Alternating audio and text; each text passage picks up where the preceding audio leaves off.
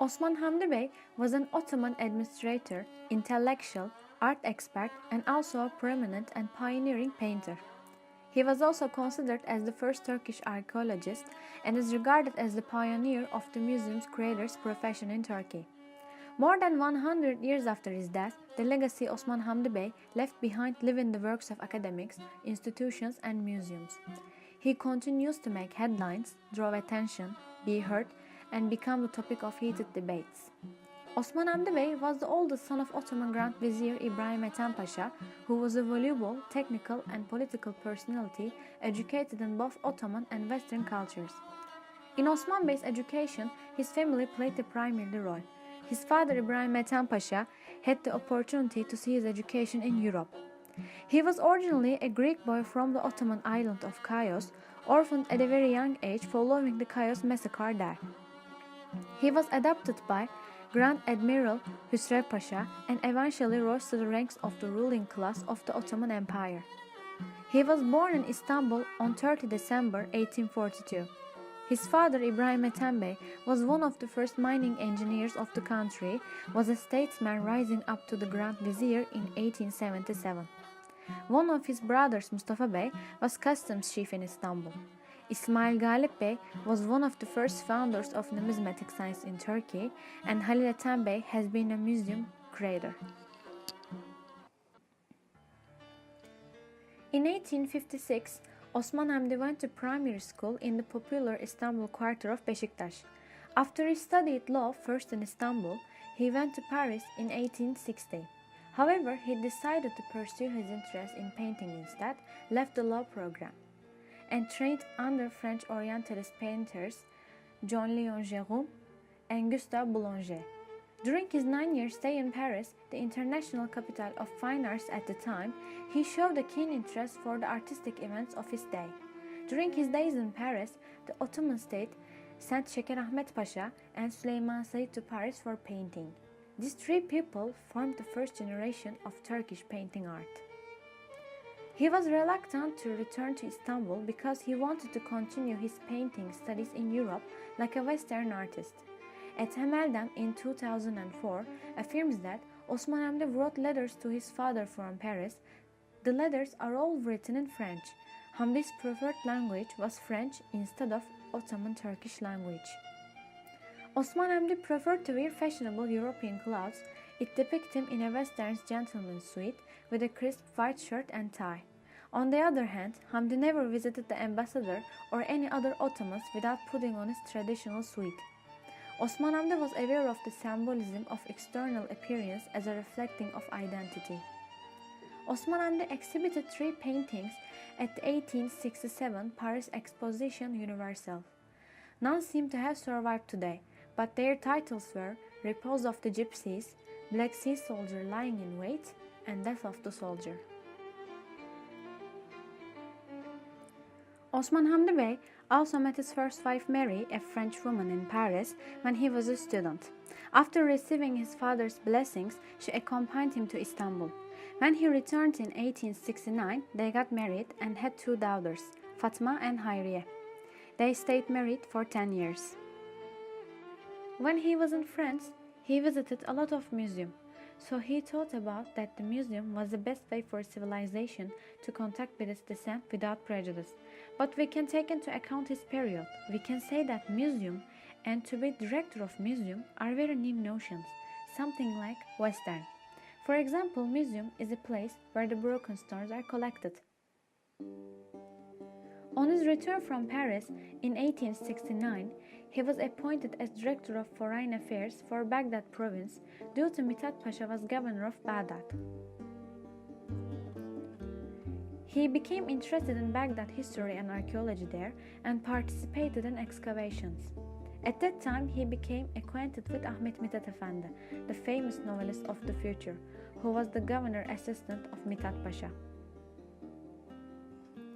He came back to Istanbul in 1871 and was assigned assistant director of Palace Protocol. During the 1870s, he worked on several assignments in the upper steps of Ottoman bureaucracy. Meanwhile, he participated in the international exhibition in Vienna as a commissioner. In Vienna, he met with a second wife, who is a French lady, like the first one. They had 4 children: Melek, Leyla, Ethem, and Nazlı. He was appointed mayor of Kadıköy in 1875 and continued this duty for 1 year. After the Ottoman-Russian War, he left the government office, and in 1881, Osman Hamdi Bey was appointed to the Museum Directorate by the Sultan's personal order upon the death of Anton Defir, the director of the Imperial Museum, in Turkish, Müze-i Hümayun. In January that year, another relative was appointed by Sultan II Abdülhamit. He was appointed to Directorate Ottoman's first fine arts school. He designed the school building together with architect Valery. After the construction of the building and the establishment of the academic staff, the school opens its teaching on 2 March 1883. As with the name of Mimar Sinan Fine Arts University since 2004, it is a school that has been addressing the whole country for more than 100 years with its fine arts education. As the director of Imperial Museum, he first put into action the law of conservation of antiquities in 1884. This law brought regulations for the security of archaeological excavations and fines forbade export of antiques. This was a great step in terms of Turkish museology and protection of antiquities. Osman Hamdi Bey made excavations at Nemrut Mountain, Lagina Temple, and Sayda.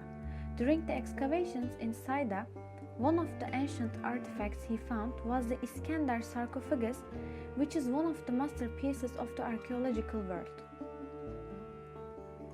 In 1881, he laid the foundations of today's Istanbul Archaeology Museum, which was the first Turkish museum building in order to exhibit the works I talked about. For his works in the field of archaeology, he has been awarded with medals for French, German, Greek, and Spanish circles. He continued painting while dealing with museum activities. He is a successful representative of Turkish painting with his figure composition painted with Oriental understanding. His pictures are part of various collections and are on display in national and international museums. He gave importance to details while reflecting the colorful scenes of Ottoman life. Even tiny details were painted in their true colors. His pictures, such as Theologist, Gun Salesman, The Tortoise Trainer, and Woman in the Yard of Şehzadebaşı Mosque, reflect the life and details of Ottoman Istanbul. The paintings of Osman Hamdi differ from the other paintings of the period. He made extraordinary large canvases with monumental compositions. He made good use of photographs for his portraits and figure compositions. For instance, he used his own photograph in the figures wearing Arabic costumes. His compositions consist of 2 or 3 figures with low vivacity. Traditional Ottoman architectural forms like mosque atriums, shrine interiors were detailed carefully in his paintings. Carpets, ceramics, lecterns, and doors in his paintings also have documental values. Osman Hamdi also tried to reflect identical characteristics of people. Beside the physical appearances, when making the portraits of his family members and close friends, he painted woman figures, which was a new attitude in Turkish painting. In these works, woman figures were depicted as graceful, elegant, and honorable characters, mostly in their houses, reading books, or painting flowers. The Tortoise Trainer, 1908.